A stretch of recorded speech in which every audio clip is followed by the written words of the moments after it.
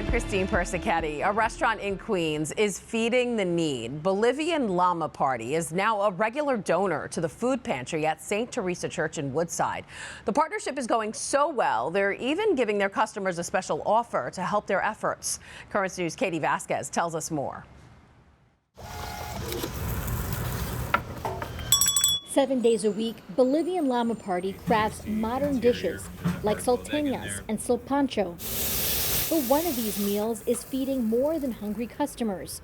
For every chicken chicha bowl bought, the restaurant donates a food item to the pantry at St. Teresa's Church. It's our most popular item, so I knew I would get the most donations if I used that bowl. Owner David Oropeza says so far the popular dish has provided more than 1,000 items to the pantry, with about 2 pounds of food going to each family. David started giving to the food pantry in December because he wanted to help the neighborhood and knew personally the impact a food pantry could have as a son of immigrants. My mom went to a food pantry at a church where they gave her some food, a little chicken, a little vegetables. Since 1999, St. Teresa's Pantry in Woodside has been providing grocery items to those who need it. But coordinator Norberto Saldana says the demand has grown over the years, especially with the city's migrant crisis. We're serving a lot of people. Now that we have the big immigration from Venezuela, from Ecuador, it's a big help. Norberto says hundreds are coming to the pantry every week, like Norma Rivadeneira, who was already in line at 9 a.m., even though the pantry opens at 4. I don't have too much food to eat every day with the family, you know. The long line of people like Norma only highlights the demand. A lot of people kind of look down maybe or feel shame or guilt that they're at a food pantry, but you can do so much, like just by giving a hand, you can achieve so much. And proves why the Bolivian Llama Party's donation is so important. We have to say thank you to the restaurant, to everybody who helped to us to have dinner. So David will keep donating to the pantry for as long and often as he can. In Sunnyside, Katie Vasquez, Currents News. The pantry is open on Tuesdays from 4 to 5:30 p.m.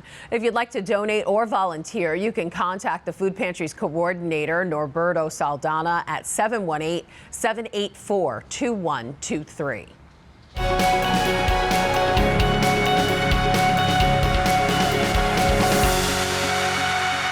The Lenten pilgrimage continues to bring the Diocese of Brooklyn together, and in their latest stop, pilgrims got to pray in almost silence. Brooklyn Bishop Robert Brennan led the congregation at Our Lady of Mercy in quiet adoration right after celebrating Mass at the Forest Hills Church. The rest of the day was also centered in Christ, offering pilgrims confession, multiple stations of the cross, and benediction. To see all the stops the pilgrims will make, just download the Lenten Pilgrimage app. All you have to do is search Lenten Pilgrimage on the app or Google Play Store. And if you can't be there in person, the app helps you there too. You can join the prayer community right from the palm of your hand. Some good news in regard to the Holy Father's health. Despite his cold, Pope Francis is back to his regular schedule. The pontiff had a full morning of audiences on Thursday. Plus, the Vatican has released the Pope's Holy Week schedule, where he's set to preside over all celebrations. This comes one day after Francis was taken to Gemelli Hospital. The 87-year-old was there for less than an hour. The Vatican says he underwent some diagnostic tests before returning home. The Pope has been suffering from the flu for the last several days. So what does Holy Week look like for the Pope? It all kicks off with Palm Sunday Mass on March 24th. Then on Holy Thursday, March 28th, he'll celebrate Chrism Mass. On Good Friday, March 29th, he'll again lead a Way of the Cross at the Colosseum. On Saturday, March 30th, he'll preside over the Easter Vigil, and on Easter Sunday, March 31st, he'll celebrate Mass and give an Urbi et Orbi blessing. Be sure to stay with Net TV, where you can watch all of those Masses. Here's Here to dive deeper into the Pope's health issues is the national correspondent for the Tablet and Crux, John Lavenberg. Hi, John. Hi, Christine. So, John, the Pope is up and working. The Vatican's releasing his Holy Week schedule. This is all good news, right? Absolutely. It's definitely a good sign, and it's really a good sign in the sense that the mild flu was reported he had. It seems it was just that. It was a mild flu, and so there's no cause for great alarm at this time with his health. All right, good news. But he has had lung issues in the past, so tell us about that. So when Pope Francis was a young man in Argentina, he actually had one part of one of his lungs removed. So that's why when things come up like this, he's had bronchitis multiple times in recent years, mild flus. When things come up like this, respiratory issues, they are a cause for greater concern for him. Absolutely. And the Pope has canceled trips in the past due to health issues. Does he have any coming up that could be in jeopardy now? So Pope Francis, he has talked about 3 potential trips for this year so far. Polynesia he's talked about, Belgium he's talked about, and then of course the big one, going back to his native Argentina for the first time, he has also mentioned. So those are all big trips, and as you said, he has canceled trips in the past, but at this time, this illness isn't any reason to think that those trips are in jeopardy. But of course, when the pontiff is 87 years old, there's always a chance that something could come up and a trip will need to be canceled. Right, we will pray for him. John Lavenberg, national correspondent for the Tablet and Crux. Thanks for being here. Thank you, Christine.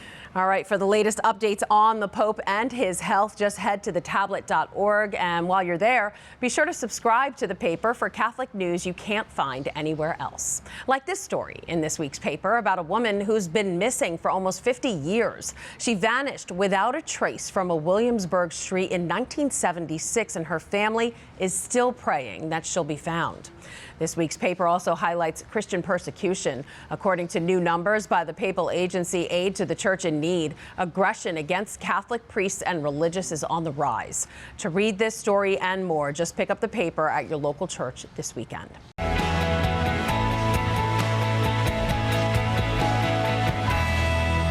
In honor of the last day of Black History Month, we want to take a look at what has become widely known as the Black National Anthem. Lift Every Voice and Sing is a hymn that was created during a crucial time in American history. Now, more than 100 years later, its notes still offer promise and hope to all who sing it, including the Diocese of Brooklyn's Sister Thea Bowman Choir. 649 and Lead Me, Guide Me, lift every voice and sing. Just focus on the melody. Lift every voice. Right. Yeah.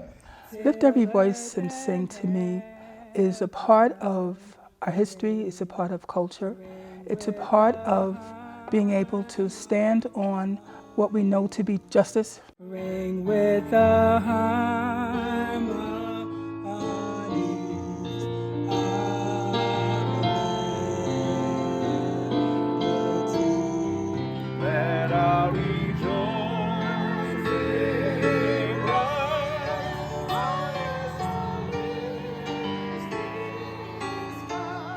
Let it resound loud as the rolling sea. To me, are my brothers and my cousins who were a part of the March on Washington.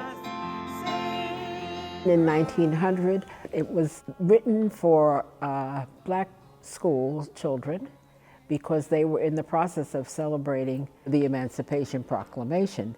And we were harassed on the city buses by white high school students in our Catholic uniforms.